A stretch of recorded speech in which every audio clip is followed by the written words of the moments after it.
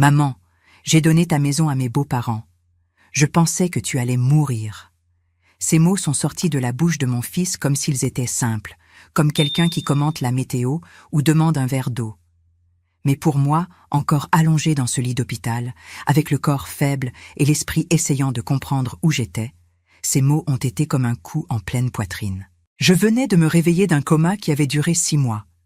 6 mois où mon corps s'était reposé, mais mon âme, je ne sais pas où elle était.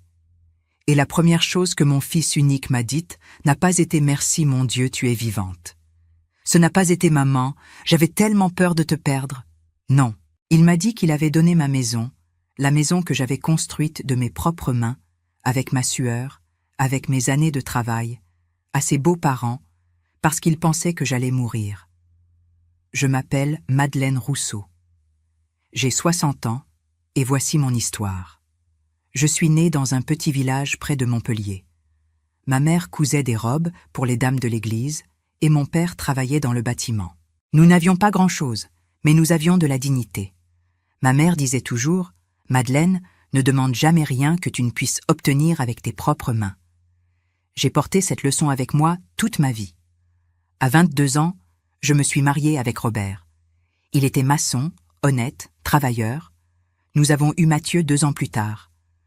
Je me souviens du jour de sa naissance comme si c'était hier. C'était un matin de janvier froid, avec du brouillard couvrant les rues.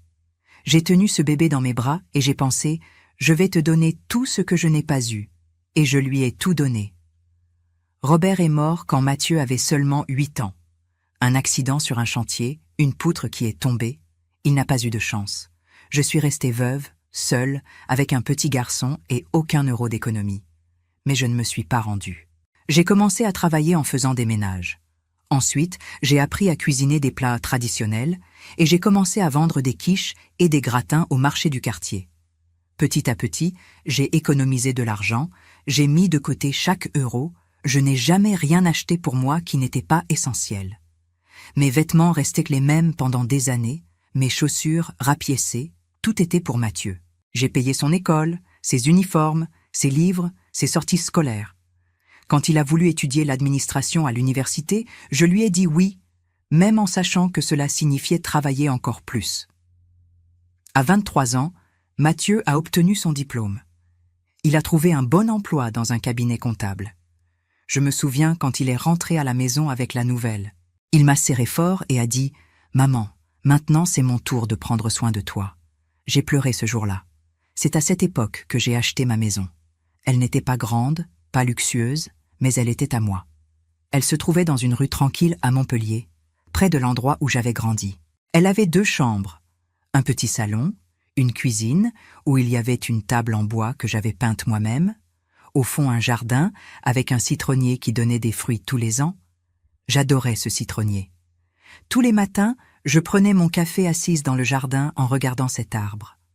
L'arôme des citrons mélangé à l'air frais du matin me faisait sentir que tout en avait valu la peine. Mathieu aussi aimait la maison. Il venait me rendre visite chaque week-end.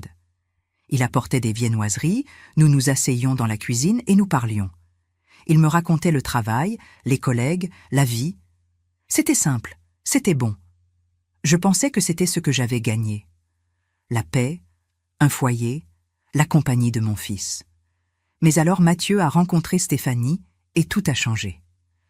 Elle était jolie, bien habillée, avec des ongles vernis et des cheveux toujours arrangés. Elle souriait beaucoup, mais son sourire n'atteignait jamais ses yeux. Je l'ai remarqué dès le premier jour. Stéphanie venait d'une famille de classe moyenne. Quand elle venait me rendre visite, elle regardait autour d'elle comme si elle évaluait tout. Une fois, elle a commenté « Madeleine, tu ne crois pas que cette maison est un peu ancienne ? Mathieu mérite de vivre dans un meilleur endroit, tu ne crois pas ?» J'ai souri. Mais à l'intérieur, quelque chose a fait mal. Mais je suis revenue de ce coma. Et maintenant, allongée dans ce lit d'hôpital, après avoir entendu les mots de mon fils, j'ai pris la décision la plus importante de ma vie. Je n'allais pas discuter, je n'allais pas supplier, je n'allais pas m'abaisser. J'allais faire ce que j'avais toujours fait, résoudre tout avec mes propres mains. Stéphanie s'est approchée de la porte et a dit d'une voix froide « Trouve un autre endroit où vivre, et eux, ils ne savaient pas encore ce qui allait arriver. Mais avant de continuer, vérifiez si vous êtes déjà abonné à la chaîne et dites-nous en commentaire de quelle ville ou pays vous nous regardez. Nous aimons beaucoup savoir jusqu'où nos histoires voyagent. Mathieu a été un enfant doux. Il avait 5 ans quand il venait dans la cuisine, pendant que je préparais le petit déjeuner. Il s'asseyait sur une chaise en bois, avec les jambes qui pendaient, et me regardait avec ses grands yeux sombres. « Maman, je peux t'aider ?» Je lui donnais une cuillère en bois, et il remuait ce que je cuisinais. Haricots, chocolat chaud, peu importait. L'important était d'être ensemble. Un matin d'avril, quand il avait 6 ans, il m'a apporté une fleur qu'il avait arrachée du jardin de la voisine. C'était un lilas violet, tout froissé, parce qu'il l'avait trop serré dans sa petite main. « C'est pour toi, maman, parce que tu es la plus belle. » J'ai gardé cette fleur entre les pages de ma Bible. Je la garde toujours, sèche, fragile, mais toujours là. Les premières années après la mort de Robert ont été les plus difficiles. Je travaillais depuis 6 heures du matin jusqu'à 10 heures du soir. Je faisais des ménages dans des quartiers où les dames me regardaient avec pitié. « Pauvre femme, disait-elle, si jeune et déjà veuve. » Je me fichais de la pitié, je voulais l'argent. Chaque euro que je gagnais, je le gardais dans une boîte à biscuits cachée sous mon lit. Cette boîte était mon avenir, c'était l'éducation de Mathieu, c'était notre nourriture, c'était tout. Mathieu allait à l'école le matin et l'après-midi il restait chez Madame Clémence, une femme âgée, gentille, qui ne me facturait pas beaucoup pour le garder. « C'est un enfant très poli, Madeleine, » me disait-elle, « il ne cause jamais de problème. » Et c'était vrai. Mathieu n'a jamais causé de problème, il n'a jamais demandé de jouer cher, il ne s'est jamais plaint. Quand Mathieu a eu 12 ans, il a commencé à m'aider. Un samedi matin, pendant que je me préparais pour aller vendre des quiches au marché, il est apparu dans la cuisine avec un carton. « Je vais t'aider à porter, maman. »« Non, mon amour, tu te reposes. C'est ton jour de repos. Je veux t'aider. » Et il l'a fait. Il a porté cette boîte lourde pendant 4 rues jusqu'au marché. Il est resté avec moi toute la matinée en m'aidant à servir, à encaisser, à emballer les quiches. Les gens souriaient en le voyant. « Quel fils travailleur tu as, Madeleine !» Et j'acquiesçais pleine de fierté. Cet après-midi-là, quand nous sommes rentrés à la maison, je lui ai donné la moitié des gains de la journée. « Tiens, c'est pour toi. Tu l'as gagné. » Il a refusé. « Non, maman, garde-le, c'est pour la maison. » J'ai insisté, mais il n'a pas accepté. « Un jour je vais gagner beaucoup d'argent, » a-t-il dit avec ce sérieux d'enfant. « Et je vais t'acheter tout ce dont tu as besoin. Tu n'auras pas à travailler si dur. » Mathieu a toujours été intelligent. Au lycée, il avait les meilleures notes de sa classe. Les professeurs m'appelaient pour me féliciter. « Votre fils a de l'avenir, Madame Rousseau. Il devrait continuer ses études. » Et j'avais déjà décidé. Peu importait combien je devais travailler, Mathieu allait étudier. Pendant 3 ans de lycée, j'ai travaillé le double. Je faisais des ménages, je vendais de la nourriture, je repassais du linge. Mes mains se sont remplies de callosité, mon dos a commencé à faire mal, mais peu importait parce que Mathieu étudiait. Quand il est monté sur scène pour recevoir son diplôme avec mention, quand il m'a cherché dans la foule pour me sourire, j'ai su que j'avais fait ce qu'il fallait. C'est dans ces années-là que j'ai acheté la maison. J'avais économisé pendant 15 ans, euro par euro. La boîte à biscuits sous mon lit s'était remplie, vidée et remplie à nouveau tant de fois que j'avais perdu le compte. Mais finalement, j'avais assez pour la compte d'une petite maison. Je l'ai vue un dimanche après la messe. Elle était à vendre avec une pancarte à moitié tombée sur la porte. Elle était modeste, avec des murs en pierre sans peinture, de vieilles fenêtres, un jardin négligé, mais elle avait du potentiel. J'ai parlé avec le propriétaire, un vieil homme qui déménageait avec sa fille dans une autre ville. Je lui ai offert tout ce que j'avais. Ce n'était pas beaucoup, mais il a accepté. « Elle est à vous, madame, prenez-en bien soin. » Et j'en ai pris soin. J'ai passé des mois à l'arranger. J'ai peint les murs moi-même. J'ai réparé les fenêtres avec l'aide d'un voisin. J'ai nettoyé le jardin. J'ai arraché les mauvaises herbes. J'ai planté le citronnier. Mathieu avait 17 ans alors. Il m'a aidé chaque week-end. Il portait des seaux de peinture, déplaçait des meubles, balayait. « Elle va être magnifique, maman », disait-il en essuyant la sueur de son front. Et il avait raison. Quand nous avons finalement terminé, Quand je me suis assise dans le jardin pour la première fois, avec une tasse de café et que j'ai regardé autour de moi, j'ai ressenti quelque chose que je n'avais pas ressenti depuis des années. La paix. C'était ma maison, notre foyer. Mathieu est entré à l'université de Montpellier à 19 ans. Il a étudié l'administration des entreprises. Pendant ces 4 ans, je l'ai vu changer. Il a commencé à s'habiller différemment, à acheter des chaussures que je savais coûtaient plus qu'il ne le disait. Un ami me les a données, maman. Il ne les utilisait plus. Je ne le croyais pas, mais je ne disais rien. Il s'est diplômé à 23 ans et a trouvé du travail rapidement dans un cabinet comptable au centre-ville. Le salaire était bon, meilleur que tout ce que j'avais gagné dans toute ma vie. Maintenant, c'est mon tour de prendre soin de toi, maman, m'a-t-il dit le jour où il a reçu son premier chèque. Il m'a donné 1 000 €. J'ai pleuré. Pendant les années suivantes, Mathieu m'a aidé financièrement. Pas beaucoup, mais assez pour que je puisse travailler moins. Il venait me rendre visite chaque week-end. Il apportait des viennoiseries, parfois des fleurs. Nous nous asseyions dans le jardin sous le citronnier et nous parlions. Personne ne cuisine comme toi, maman. Et je souriais parce que ces moments étaient tout pour moi. Mais alors il a rencontré Stéphanie. Au début, c'était subtil. Mathieu a commencé à venir moins les week-ends. Puis il me l'a présentée. Maman, c'est Stéphanie, ma petite amie. Stéphanie a tendu sa main, mais n'a pas souri avec ses yeux. Enchantée, Madame Madeleine. J'ai préparé du café. Les tasses étaient vieilles, mais propres. Stéphanie s'est assise avec précaution comme si elle avait peur de se salir. Pendant que je servais le café, je l'ai vue regarder autour d'elle. Son regard s'est arrêté sur les rideaux délavés, sur les murs avec de la vieille peinture, sur le calendrier accroché au mur, et j'ai vu quelque chose dans son expression. Du mépris. Mathieu s'est marié avec Stéphanie 6 mois plus tard. La fête était chez les parents de Stéphanie. J'ai aidé à payer une partie, 3 000 €, tout ce que j'avais économisé cette année-là. Mathieu a pleuré quand il l'a su. « Maman, tu n'aurais pas dû vendre ça. Ce n'était qu'une bague, mon amour. Tu es plus important. » Et ce jour-là, dans cette fête élégante où je ne me sentais pas à ma place, j'ai vu dans les yeux de mon fils quelque chose qui m'a fait mal. Une adoration absolue pour Stéphanie. Les premiers mois après le mariage, Mathieu continuait à venir me rendre visite. Pas aussi souvent qu'avant, mais il venait. Quand il venait seul, c'était comme avant. Nous nous asseyions dans le jardin sous le citronnier et nous parlions. Stéphanie veut que nous achetions notre propre maison, maman. Nous économisons. C'est bien, mon amour. Une maison est importante. Oui, bien que parfois je sente que nous n'allons jamais réunir assez. Tout est si cher. Mais quand Stéphanie venait avec lui, tout était différent.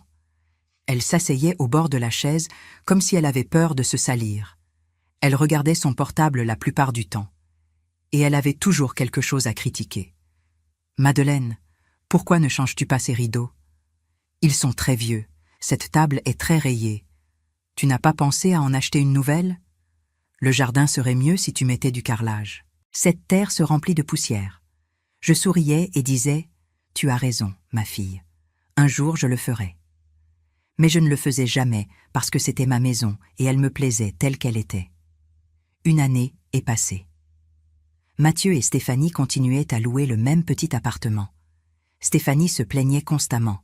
« Je ne peux pas vivre comme ça pour toujours, Mathieu. Nous méritons quelque chose de mieux. » Mathieu travaillait plus d'heures. Il rentrait fatigué, stressé. Un soir, il est venu me voir seul. C'était un vendredi, vers 9 h. Il pleuvait. Il est arrivé trempé, sans parapluie. « Mathieu, qu'est-ce qui s'est passé ?» Il est entré sans rien dire. Il s'est assis à la table de la cuisine avec les mains dans les cheveux. « Je suis fatigué, maman. » Je me suis assise en face de lui. « De quoi, mon amour ?»« De tout.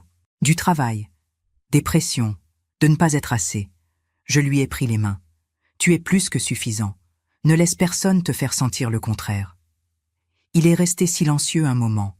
Puis, il a levé les yeux. « Stéphanie veut que nous achetions une maison, mais je n'ai pas assez d'argent pour la compte.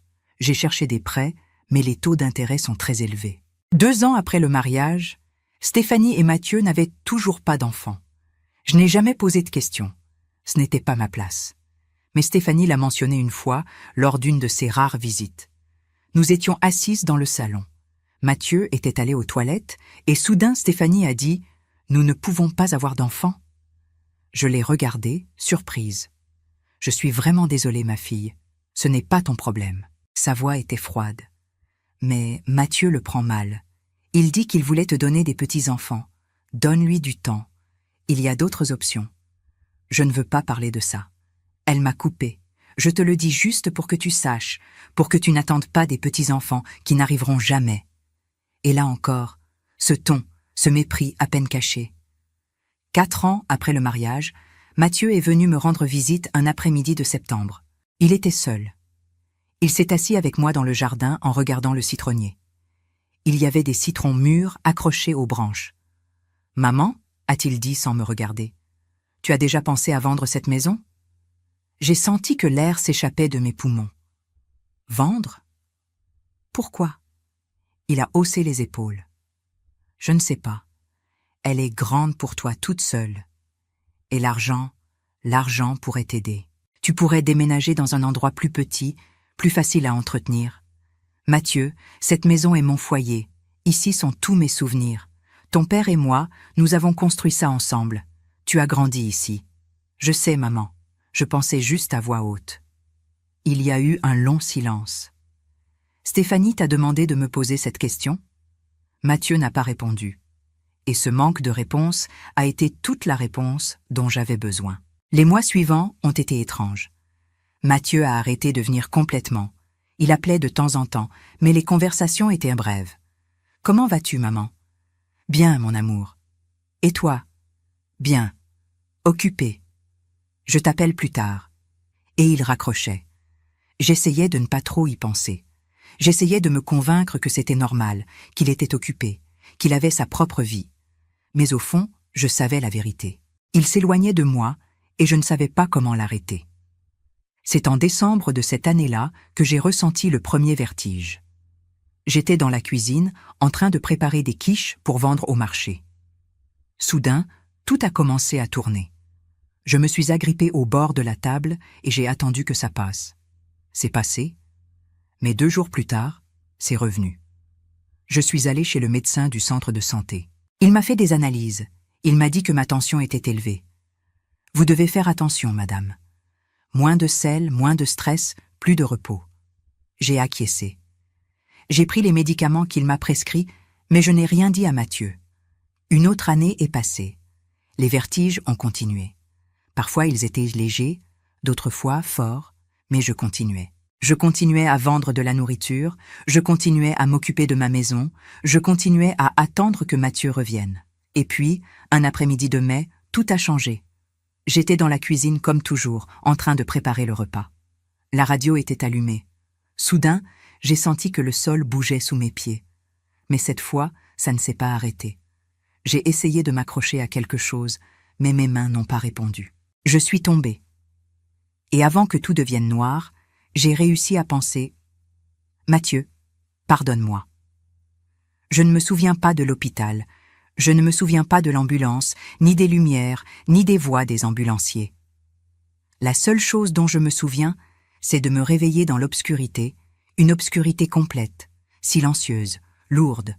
Je ne pouvais pas bouger mon corps, je ne pouvais pas ouvrir les yeux, je ne pouvais pas parler, mais je pouvais entendre. Au début, c'était juste des sons lointains, des bips, des voix étouffées, des pas précipités. Puis petit à petit, j'ai commencé à reconnaître des mots. Accident vasculaire cérébral sévère. Elle est dans le coma. Nous ne savons pas quand elle va se réveiller, si elle se réveille. Et alors j'ai entendu la voix de Mathieu. Combien de temps peut-elle rester comme ça? Il ne semblait pas angoissé. Il semblait fatigué. Le médecin a répondu quelque chose que je n'ai pas bien entendu, mais j'ai capté des mots isolés. Semaine, mois, pas de garantie. J'ai voulu crier. J'ai voulu lui dire que j'étais là, que je pouvais l'entendre, qu'il ne m'abandonne pas. Mais mon corps n'a pas répondu. Et tout est redevenu obscurité. Le coma est un endroit étrange. Ce n'est pas comme dormir, ce n'est pas comme rêver. C'est comme être suspendu entre 2 mondes, ni ici ni là. Parfois j'entendais des voix, parfois je sentais des mains touchant les miennes, mais je ne pouvais pas répondre. Les premiers jours ou semaines, je ne suis pas sûre, j'ai entendu Mathieu venir me rendre visite. Il entrait, s'asseyait près de mon lit et parlait. « Maman, je ne sais pas si tu peux m'entendre. Les médecins disent que peut-être oui, que peut-être ça aide. » Il faisait une pause. « Stéphanie dit que nous devons être réalistes, que tu ne voudrais pas vivre comme ça. » Une autre pause plus longue. « Je ne sais pas quoi faire, maman. Je ne sais pas ce que tu veux que je fasse. » Et puis il partait. Je voulais lui crier. « Je suis là, je me bats, ne m'abandonne pas, mais je ne pouvais pas. » Les visites de Mathieu sont devenues moins fréquentes. Au début, il venait tous les jours, puis tous les 2 jours, puis 1 fois par semaine. Et quand il venait, il ne parlait plus autant. Il s'asseyait juste en silence. Parfois, il murmurait « Je suis désolé, maman ». Mais il ne disait jamais pourquoi il était désolé. Un jour, j'ai entendu Stéphanie. C'était la première fois qu'elle venait, ou au moins la première fois que je l'entendais. Sa voix était froide, impatiente. « Mathieu, nous ne pouvons pas continuer à payer ça. L'hôpital coûte une fortune. C'est ma mère, Stéphanie. Je sais, mais les médecins disent qu'elle peut rester comme ça pendant des mois ou des années. Nous allons dépenser toutes nos économies pour ça. Que veux-tu que je fasse? Que je la débranche? Je ne dis pas ça. Je dis juste que nous devons penser à nous aussi. » Il y a eu un silence. « Elle a une maison, » a dit Stéphanie. « Une grande maison. Elle est vide. Nous pourrions... » Non. La voix de Mathieu semblait ferme. « Je ne vais pas toucher à sa maison. Je ne dis pas de la vendre. Je dis juste de l'utiliser temporairement pendant qu'elle est ici. » Stéphanie, j'ai déjà dit non. J'ai entendu des pas s'éloigner, une porte se fermer avec force. Puis le silence. J'ai voulu pleurer. J'ai voulu serrer mon fils dans mes bras et lui dire que j'étais fière de lui pour m'avoir défendu. Mais je ne pouvais rien faire, juste écouter. Des semaines sont passées, ou c'est ce que je crois. Le temps n'existait pas dans cet endroit sombre. Les visites de Mathieu sont devenues de plus en plus courtes. Il entrait, s'asseyait 5 minutes et partait. Parfois, il ne parlait même pas. Et j'étais là, piégée dans mon propre corps, criant en silence. Puis un jour, tout a changé. J'ai entendu de nouvelles voix, des voix que je ne reconnaissais pas. C'est une belle maison et elle est en bon état. Oui, ma belle-mère en prenait très bien soin. C'était Stéphanie qui parlait avec quelqu'un. Et elle est d'accord pour que vous vous installiez ici? Elle est hospitalisée dans le coma, mais je suis sûre que ça ne la dérangerait pas. C'est de la famille après tout. Mon cœur, s'il battait encore d'une manière que je pouvais sentir, s'est enfoncé. Non, non, non. Stéphanie convainquait Mathieu de donner ma maison. Elle orchestrait tout. Les jours suivants ont été une torture. J'entendais des fragments de conversation. Stéphanie au téléphone. « Oui, maman. Je leur ai déjà dit qu'ils pouvaient utiliser la maison. Elle est grande, ils seront à l'aise. » Mathieu, avec une voix fatiguée. « Tu es sûre de ça, Stéphanie? Mathieu, ta mère ne va pas se réveiller. Les médecins l'ont dit. Et même si elle se réveille, tu crois qu'elle pourra vivre seule? Elle va avoir besoin de soins. C'est mieux que la maison soit occupée. » Ils n'ont pas dit qu'elle ne se réveillerait pas. Ils ont dit qu'ils ne savaient pas. C'est la même chose. Non, Stéphanie, ce n'est pas la même chose. Mais sa voix n'avait pas de conviction. Il semblait vaincu, comme s'il avait déjà perdu la bataille. Et puis, un jour, j'ai entendu les parents de Stéphanie. Des voix plus âgées, aimables, reconnaissantes. « Merci beaucoup, Mathieu. Vraiment, tu ne sais pas à quel point nous apprécions ça. Il n'y a pas de problème, monsieur Moreau. La maison était vide de toute façon. Et ta mère, comment va-t-elle? » Un silence. Pareil, sans changement. Pauvre femme. Mais bon, au moins sa maison n'est pas seule. Nous allons bien en prendre soin. Merci. Et ainsi, sans plus, mes beaux-parents, qui n'étaient même pas les miens mais ceux de ma belle-fille, ont emménagé dans ma maison. Dans mon foyer, dans l'endroit où j'avais planté le citronnier de mes propres mains, et je n'ai rien pu faire d'autre qu'écouter. Écouter comment il démantelait ma vie pendant que je luttais pour y revenir. Plusieurs semaines ou mois sont passés, je ne sais pas. Le temps est devenu une tache floue. Parfois, j'entendais les infirmières parler de moi. Pauvre dame, elle est comme ça depuis 3 mois déjà. Le fils vient encore? Presque plus. Peut-être une fois par semaine. Quelle tristesse d'être seule comme ça. Mais je n'étais pas seule. J'étais entourée de machines, de bips, de voix d'étrangers. Seulement, je ne pouvais pas leur répondre. 4 mois, 5 mois, 6 mois. Les visites de Mathieu ont presque disparu. Il venait une fois toutes les 2 semaines, parfois toutes les 3. Et quand il venait, il restait juste quelques minutes. « Bonjour maman, je suis toujours là. Stéphanie et moi, nous allons bien. Les parents de Stéphanie prennent soin de ta maison. Tout va bien, tout va bien, tout va bien. » Pendant que j'étais piégée dans l'obscurité, pendant que des étrangers vivèrent dans ma maison, pendant que mon fils m'oubliait petit à petit. Tout va bien. Mais alors quelque chose a commencé à changer. Je ne sais pas comment l'expliquer. C'était comme si une petite lumière s'allumait dans l'obscurité. Au début, je ne pouvais pas bouger, mais j'ai commencé à sentir.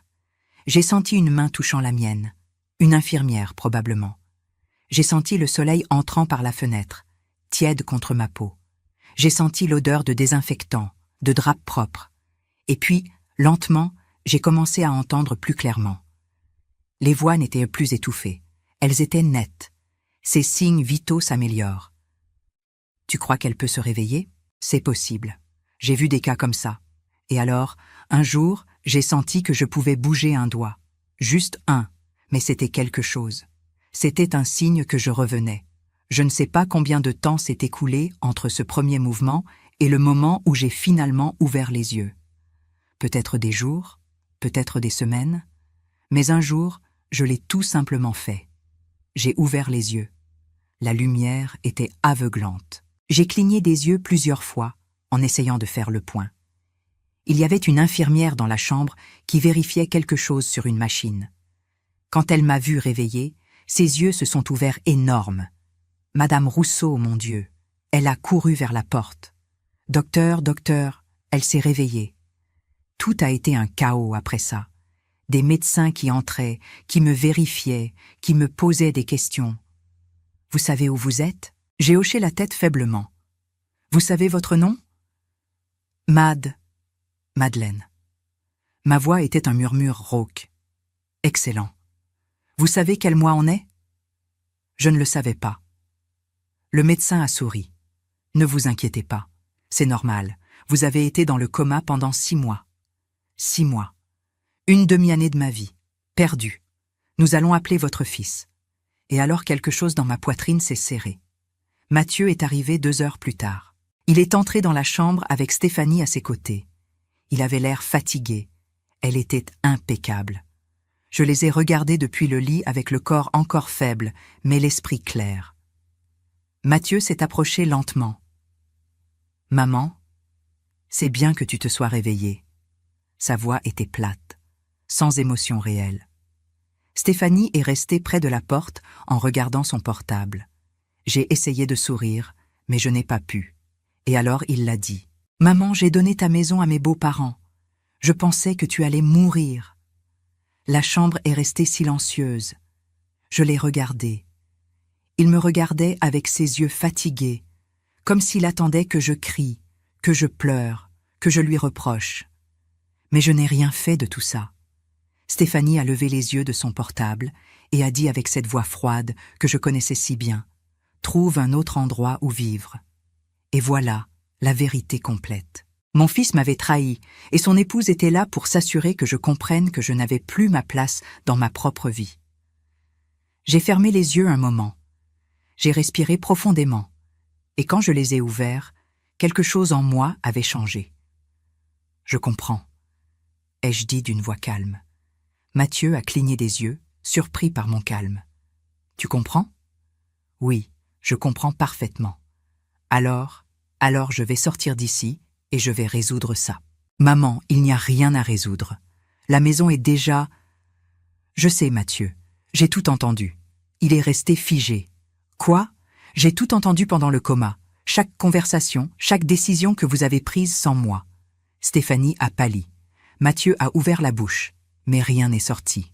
Maintenant, ai-je continué d'une voix ferme, bien que mon corps tremblait d'effort, Je veux que vous sortiez de cette chambre et que vous ne reveniez pas jusqu'à ce que je vous appelle. Maman. Pars, Mathieu. Je suis restée 4 jours de plus à l'hôpital. Le 3e jour, j'ai demandé à parler avec l'assistante sociale. C'était une jeune femme d'environ 30 ans avec des lunettes et un sourire gentil. Madame Rousseau, comment puis-je vous aider? J'ai besoin de faire des appels et j'ai besoin d'informations. J'ai été dans le coma pendant 6 mois. Pendant ce temps, mon fils a pris des décisions sur ma propriété sans mon consentement. J'ai besoin de savoir quel droit j'ai. Elle a froncé les sourcils. Quel type de décision? Il a donné ma maison à d'autres personnes. Il a dit qu'il pouvait y vivre. Mais la maison est à mon nom. Je n'ai jamais rien signé. L'assistante sociale a écrit rapidement. Il a une procuration sur vous? Je n'ai jamais rien signé de tel. Alors, il n'avait pas le droit légal de prendre ses décisions. J'ai hoché la tête. C'est ce que je pensais. Pouvez-vous m'aider à contacter un avocat? Elle a acquiescé. Bien sûr. Il y a des services juridiques gratuits pour les personnes dans votre situation. Laissez-moi passer quelques appels. Le lendemain, l'avocat est venu. Il s'appelait Maître Dubois. C'était un homme d'environ 50 ans, avec des cheveux gris et une voix ferme. Il portait un porte-documents en cuir usé. Il s'est assis près de mon lit et a écouté mon histoire complète. La maison est à votre nom? Oui, seulement à mon nom. Vous avez l'acte de propriété? Il est dans ma maison, dans un tiroir du meuble du salon. Votre fils a signé quelque chose à votre nom? Je ne sais pas, mais si c'est le cas, c'était sans mon consentement, et je ne lui ai jamais donné de procuration. Maître Dubois a enlevé ses lunettes et m'a regardé directement. Madame Rousseau, ce que votre fils a fait est de l'appropriation indue. S'il a permis à d'autres personnes d'occuper votre propriété sans votre consentement, c'est illégal. Et s'il a falsifié votre signature sur un document, c'est de la fraude. Qu'est-ce que je peux faire? D'abord, je dois vérifier s'il y a des documents falsifiés. Pour ça, je dois aller à la conservation des hypothèques et vérifier s'il y a eu un mouvement récent sur votre maison. Deuxièmement, j'ai besoin que vous signiez une procuration pour que je puisse agir en votre nom. Je suis sortie de l'hôpital cet après-midi-là. J'ai appelé Madame Clémence, mon ancienne voisine. « Madeleine, mon Dieu, j'ai entendu que tu t'étais réveillée. Comment vas-tu? »« Je vais bien. Je sors de l'hôpital aujourd'hui et j'ai besoin d'une faveur. Dis-moi, ma fille, ce dont tu as besoin. Est-ce que je peux rester chez vous quelques jours, juste le temps de résoudre quelque chose? » « Bien sûr. Viens quand tu veux. Ma maison est ta maison. » Le lendemain matin tôt, Maître Dubois m'a appelé. « Madame Rousseau, j'ai des nouvelles. Dites-moi. Je suis allée à la conservation des hypothèques. J'ai vérifié tous les documents liés à votre maison. Il n'y a aucun changement de propriétaire. Il n'y a aucune vente. Il n'y a aucun document qui transfère la propriété à une autre personne. » J'ai respiré soulagée. « Alors la maison est toujours à moi? » « Légalement, oui, mais il y a un problème. »« Lequel? » ?»« Votre fils a signé un contrat de commodat. »« C'est quoi ça? » ?»« C'est un contrat où le propriétaire permet à quelqu'un d'autre d'utiliser sa propriété gratuitement pour un temps déterminé. Dans ce cas, votre fils a signé un commodat en faveur de monsieur et madame Moreau, parents de votre belle-fille, pour une période de 2 ans. Mais il n'avait pas le droit de signer ça. La maison est à moi. Exactement. Et c'est là le problème juridique. Votre fils a signé ce contrat en utilisant une procuration qu'il dit avoir sur vous. Mais quand j'ai vérifié les documents, j'ai vu que cette procuration est fausse. Fausse? Oui. La signature qui apparaît comme étant la vôtre ne correspond pas à votre vraie signature. Qu'est-ce que ça signifie? Ça signifie que le contrat de commodat est nul, et ça signifie que nous pouvons procéder à une plainte pour fraude et appropriation indue.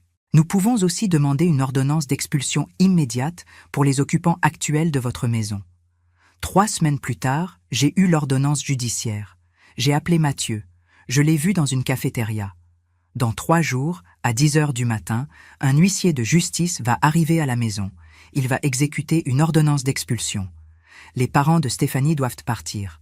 Mathieu a pâli. « Il y a une ordonnance d'arrestation contre toi pour fraude, mais je peux encore l'arrêter si tu fais ce qui est juste. Rends-moi ma maison. Reconnais que tu as fait une erreur et assure-toi que les parents de Stéphanie partent en paix. Fais ça et je retire les charges criminelles. Tu m'enverrais en prison? Je ne veux pas le faire, Mathieu. Tu es mon fils. Mais si tu m'y obliges, oui, je le ferai. Ce soir-là, Mathieu m'a appelé. Maman, j'ai parlé avec Stéphanie, j'ai parlé avec ses parents. Ils refusent de partir. Ils disent qu'ils ont un contrat signé et qu'ils ont des droits. Stéphanie est furieuse contre moi. Elle dit que je les mets à la rue. J'ai respiré profondément. Alors l'huissier viendra comme prévu. Maman, s'il te plaît, il n'y a plus rien à discuter, Mathieu. J'ai raccroché. Le jour de l'expulsion, le ciel était gris. Je suis sorti de chez Madame Clémence à 9h30. J'ai marché lentement vers ma rue. Mon cœur battait fort. À 10h précises, l'huissier Mercier a frappé à la porte. Il a frappé 3 fois. Fort. Huissier de justice. Ouvrez la porte. Nous avons attendu. Rien. Il a frappé à nouveau. Vous avez une ordonnance d'expulsion. Ouvrez la porte ou je devrais forcer l'entrée. Finalement, la porte s'est ouverte. Monsieur Moreau était là. Il avait l'air fatigué, vaincu. Nous finissons de faire nos valises, a-t-il dit d'une voix rauque. Vous avez 30 minutes, a dit l'huissier. L'huissier est entré en premier, puis maître Dubois, et finalement moi. Je suis entré dans ma propre maison pour la première fois en plus de 6 mois. Et ce que j'ai vu m'a brisé le cœur. Tout était différent. Les murs que j'avais peints couleur crème étaient maintenant blancs. Dans le salon, il y avait ce grand canapé en cuir, la table basse en verre. Sur les murs, il y avait des photos de la famille de Stéphanie. Où sont mes meubles? Ma voix est sortie tremblante. Monsieur Moreau mettait des choses dans un carton. Nous les avons rangées dans le garage du jardin. Nous pensions que vous n'alliez pas revenir. Je suis sortie dans le jardin. J'avais besoin de voir le citronnier. Mais quand je suis arrivée dans le jardin, je me suis arrêtée net. Le citronnier avait été taillé, sévèrement taillé. Les branches qui arrivaient autrefois jusqu'au toit de la maison étaient maintenant des moignons courts. Il n'y avait pas de citron, pas de feuilles vertes, juste des branches nues. « Qu'est-ce que vous lui avez fait ?» ai-je murmuré. Monsieur Moreau sortait des cartons du garage. L'arbre poussait trop. Il gênait. Nous l'avons fait tailler. Une demi-heure plus tard, les Moreau ont fini de faire leurs valises. L'huissier Mercier m'a remis des papiers. L'expulsion a été exécutée. La propriété est à nouveau à vous. Voici les documents officiels. Merci. L'huissier et maître Dubois sont aussi partis peu après. Et finalement, je suis resté seul. Seul dans ma maison. Je suis sorti dans le jardin. Je me suis assise par terre devant le citronnier taillé. Et j'ai pleuré. J'ai pleuré pour tout ce que j'avais perdu. Mais au milieu de cette pluie qui a commencé à tomber, j'ai fait une promesse. Une promesse à moi-même. J'allais reconstruire ma maison. J'allais lui redonner son âme. J'ai passé les jours suivants à nettoyer. J'ai sorti tous les meubles que les parents de Stéphanie avaient laissés. Le canapé en cuir, la table en verre, le grand lit, les lampes modernes. Je les ai empilés dans le jardin, couverts de plastique. Peu à peu, j'ai ramené mes affaires du garage. Ma table en bois peinte est revenue dans la cuisine. Mes chaises dépareillées, mon vieux four. Dans le salon, j'ai placé mon canapé fleuri, ma table basse en bois avec des brûlures de tasses chaudes, mon lampadaire avec un abat-jour en tissu jaune. J'ai accroché mes vieux rideaux, mes tableaux bon marché achetés au marché aux puces. Et lentement, la maison a recommencé à ressembler à ce qu'elle avait été, à mon foyer. Une semaine après l'expulsion, pendant que je peignais les murs du salon, leur redonnant cette couleur crème que j'aimais tant, quelqu'un a frappé à la porte. C'était Mathieu. Je ne l'avais pas vu depuis le jour de l'expulsion. Il avait l'air terrible. Des cernes profonds, une barbe non rasée, des vêtements froissés. Maman. Mathieu. Nous nous sommes regardés un moment. « Je peux entrer ?» Je me suis écartée. Il est entré lentement, regardant autour de lui, voyant les changements. Les vieux meubles que j'avais remis en place, les murs à moitié peints. « Maman, à propos de ce qui s'est passé. Je ne veux pas parler de ça maintenant, Mathieu, mais j'ai besoin que tu saches que je suis désolée. Vraiment désolée. » Je me suis retournée pour le regarder. « Tu es désolée parce que c'était mal ou tu es désolée parce que tu t'es fait prendre ?» Il est resté silencieux. « Mathieu, j'ai retiré les charges criminelles. Tu ne vas pas aller en prison. » Ses yeux se sont illuminés de soulagement. Vraiment? Oui, mais il y a des conditions. Lesquelles? Première, tu ne prends plus jamais de décision sur ma vie, mes biens ou ma santé sans mon consentement explicite. Deuxième, s'il m'arrive d'être à nouveau malade ou incapable, il y a un document légal qui spécifie exactement qui a le pouvoir de décision sur moi. Et ce n'est pas toi. Je l'ai vu pâlir. Troisième condition, j'ai changé mon testament. Cette maison, tout ce que j'ai sera donné quand je mourrai. Tu n'hériteras de rien. Les larmes ont commencé à couler sur son visage.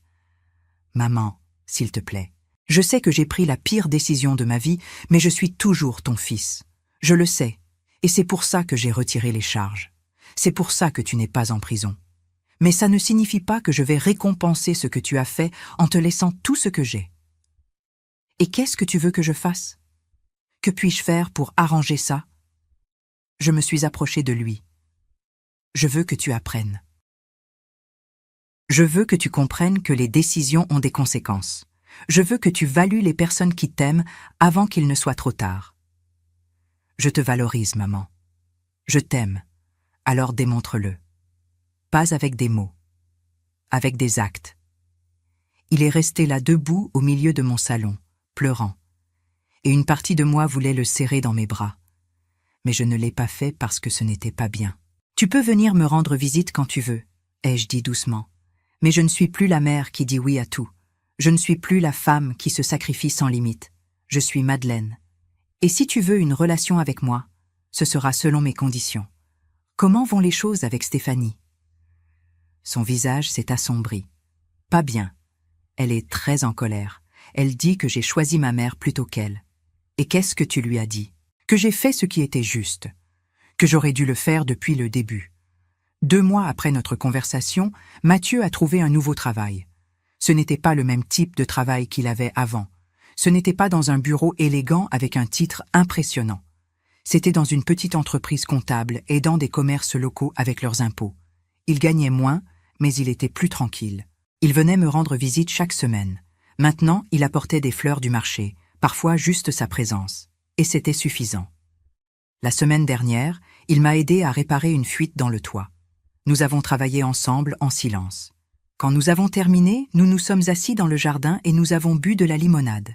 « Maman, a-t-il dit en regardant le citronnier, il a un citron. Oui, le premier depuis qu'ils l'ont taillé. Il va repousser fort, comme toutes les choses qui survivent aux tempêtes. » Il m'a regardé. « Tu parles de l'arbre ou de toi ?» J'ai souri. Des deux. Je n'ai plus eu de nouvelles de Stéphanie. Madame Clémence m'a dit qu'elle avait déménagé avec ses parents dans une autre ville, loin d'ici, loin des souvenirs. Je lui souhaite le meilleur, vraiment. Parce que garder de la rancune empoisonne celui qui la garde. J'ai appris que le pardon sans limite n'est pas de l'amour, c'est de l'autodestruction. J'ai appris que pardonner ne signifie pas permettre qu'on te blesse à nouveau. J'ai appris que la dignité est plus importante que de maintenir la paix à tout prix. J'ai appris que parfois les gens que tu aimes vont te décevoir, et que c'est bien de ressentir de la douleur pour ça, mais c'est aussi bien de continuer à avancer. J'ai appris que le karma n'est pas de la vengeance, c'est simplement la vie qui répond à nos décisions. Et j'ai appris qu'il n'est jamais trop tard pour recommencer. J'ai 60 ans. Je ne suis pas jeune, mais je ne suis pas non plus fini. Je peux encore faire des quiches, je peux encore peindre des murs, je peux encore planter des arbres et les voir grandir. Je peux encore vivre. Hier, une jeune femme est venue m'acheter des quiches au marché. Elle avait environ 30 ans avec un petit enfant qui lui tenait la main. Pendant que je lui emballais les quiches, j'ai remarqué qu'elle avait les yeux rouges, comme si elle avait pleuré. « Vous allez bien ?» Elle a hoché la tête rapidement. « Oui, c'est juste une journée difficile. » Je lui ai remis les quiches. La vie est difficile parfois, mais ça passe toujours. Toujours. Elle m'a regardé avec des yeux brillants. Vous croyez? Je le sais. Parce que moi aussi j'ai passé des journées difficiles. Beaucoup. Mais je suis toujours là. Elle a souri faiblement. Merci, madame. De rien, ma fille. Prends soin de toi. Aujourd'hui, dans l'après-midi, Mathieu va venir déjeuner. Je vais lui faire son plat préféré, du gratin dauphinois avec du poulet rôti. Nous allons nous asseoir à la table de la cuisine comme avant, et nous allons parler de choses simples, de la vie, du futur. Nous n'allons pas parler du passé, celui-là est déjà dit. Nous allons construire quelque chose de nouveau, quelque chose basé sur le respect, sur l'honnêteté, sur des limites saines, et peut-être qu'un jour nous retrouverons la confiance complète, ou peut-être pas. Mais c'est bien. Parce que l'important n'est pas de redevenir comme nous étions. L'important est d'être meilleur que ce que nous avons été. Si vous écoutez cette histoire, si vous êtes arrivé jusqu'ici, je veux que vous sachiez quelque chose. Peu importe à quel point votre journée est sombre, peu importe qui vous a trahi, peu importe à quel point vous vous sentez perdu, il y a toujours une sortie. Il y a toujours une façon de recommencer. Je me suis réveillée d'un coma et j'ai découvert qu'on m'avait tout pris. Ma maison, ma dignité, ma place dans le monde. Mais je ne me suis pas rendue. J'ai lutté, je me suis relevée, j'ai mis des limites, j'ai récupéré ce qui était à moi. Et si j'ai pu le faire à 60 ans, après 6 mois dans le coma, après avoir perdu presque tout, vous le pouvez aussi. Vous n'avez pas besoin de vengeance. Vous avez juste besoin de dignité. Vous n'avez pas besoin de détruire personne. Vous avez juste besoin de vous protéger vous-même. Et surtout, vous devez vous rappeler que vous méritez le respect. Même de la part des personnes que vous aimez. Surtout de la part des personnes que vous aimez. Je m'appelle Madeleine Rousseau. J'ai 60 ans et ceci a été mon histoire. L'histoire de comment j'ai presque tout perdu et comment je l'ai récupéré. Pas avec de la colère, pas avec de la vengeance, mais avec de la dignité, avec des limites et avec la certitude que je mérite d'être traité avec respect.